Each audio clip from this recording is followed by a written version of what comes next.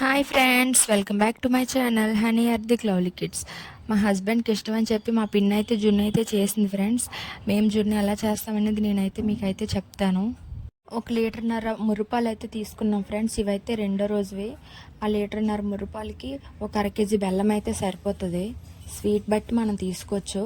అలాగే ఒక 1.5 litre మురుపాలకి 1/2 litre ఆవు పాలు ఉంటాయి కదా, అవి అయితే తీసుకోవాలి. ఫస్ట్ అయితే ఆ బెల్లం మనం అయితే 1/2 కేజీ బెల్లాన్ని అయితే తురుముకోవాలి ఫ్రెండ్స్. అలాగే ఇలాచీ ఉంటుంది కదా, అది కూడా కొంచెం పౌడర్గా అయితే చేసుకోవాలి. మిరియాలు కూడా కొంచెం పౌడర్గా అయితే చేసుకోవాలి. ఇలాచీ ఏంటంటే టేస్ట్ కోసం అయితే వేస్తారు. అలాగే మిరియాలు అనేవి కొంచెం ఘాట్ అయితే వస్తే జున్ను అయితే బాగుంటుందని చెప్పేసి అవి అయితే పౌడర్గా చేసి అయితే వేస్తారు. ఆ బెల్లాన్ని తురుముకున్న బెల్లం ఏదైతే ఉందో దాన్ని అయితే ఆ మురుపాల్లో వేసుకొని, అలాగే ఆ పాలు కూడా వేసుకొని దాన్ని అయితే బాగా అయితే కలుపుకోవాలి ఫ్రెండ్స్. ఈ బెల్లం గడ్డలుగా ఉంటుంది కదా, అదైతే మొత్తం కరిగిపోయేలాగా అయితే చేసుకోవాలి. ఇంకా ఇక్కడ పౌడర్గా చేసుకున్న ఇలాచీ పౌడర్, అలాగే మిరియాలు ఏవైతే ఉన్నాయో అవి కూడా అందులో అయితే వేసుకోవాలి ఫ్రెండ్స్. అవి వేసుకొని అదైతే బాగా అయితే మనమైతే కలుపుకోవాలి. మిరియాలు మరీ ఎక్కువగా వేసుకోకూడదు ఫ్రెండ్స్. మనకి కొంచెం ఘాటు వచ్చి రావడానికి కొంచెం అయితే సరిపోతుంది. తర్వాత కలుపుకున్నది ఏదైతే ఉందో మనమైతే ఒక ఇడ్లీ పాత్ర తీసుకొని అందులో అయితే వాటర్ అయితే వేసుకోవాలి ఫ్రెండ్స్. వేసుకున్న తర్వాత మనం కలిపి పెట్టుకున్న పాలు గిన్నె ఏదైతే ఉందో అదైతే ఆ ఇడ్లీ పాత్రలో అయితే దించుకోవాలి. ఇడ్లీ పాత్రనే కాదు, మన దగ్గర కొంచెం పెద్ద సైజ్ బౌల్ ఏది ఉంటే అందులో అయితే పెట్టుకోవచ్చు.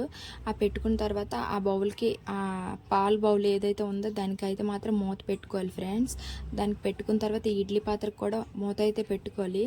దాన్ని అయితే తీసుకొని అలాగ పొయ్యి మీద అయితే పెట్టుకోవాలి. ఇడ్లీ పాత్ర మీద పెట్టిన మూత కొంచెం టైట్గా వేసుకోవాలి ఫ్రెండ్స్, ఎందుకంటే ఆవిరి అనేది బయటకు పోకూడదు.